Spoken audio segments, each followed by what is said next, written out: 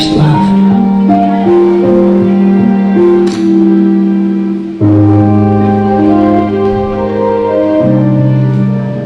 First man to hold me, first one to know me, first love that I ever had. Spend my life dreaming, one day I'll be with someone as good as you, Dad.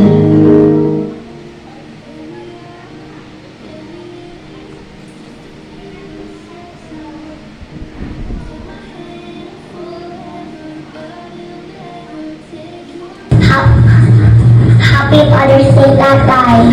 I miss you, I love you. Happy Father's Day, Papa. You are a best papa ever. I love you. Happy Father's Day, Papa. Love you. Happy Father's Day, Papa. We love you. Papa, I not say school in you. In you. Happy Father's Day, Papa. We love you. Papa, salamat po kay nalagyan mo kami ng mabuti. Happy Father's Day, Papa. Thank you sa paglalabang sa akin.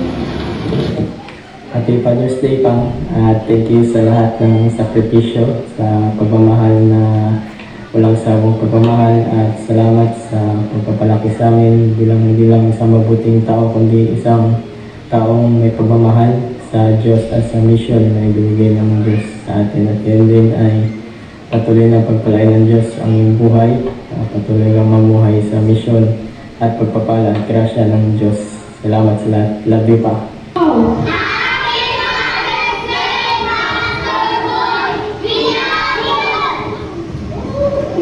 Happy Father's Day! Hi, Pastor Ron, my Papa. Thank you so much for loving us and taking care of us and praying for us, and especially giving us the gospel. And thank you so much for your hard works as a pastor and as a father. Even if we are far away from each other right now, I always pray for you, for your health, for your ministry, and for PYC. 아빠 너무 감사드리고 정말 언제나 복음 안에서 행복하시길 계속 기도하고 있습니다. 저를 사랑해 주시고 언약 전달해 주셔서 너무너무 감사해요. Happy Father's Day. See you soon. Happy Father's Day, Papa. We love you. My heart no one can replace. Daddy, that's the promise I give you today. Will you give me away?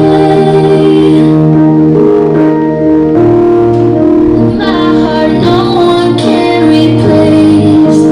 Daddy, that's the promise I give you today. Will you give me away?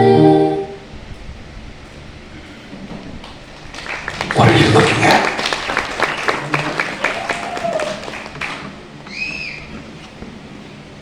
So, iniimbitahan ko po lahat ng tatay sa oras na ito. Pwede po tayo dito sa harap.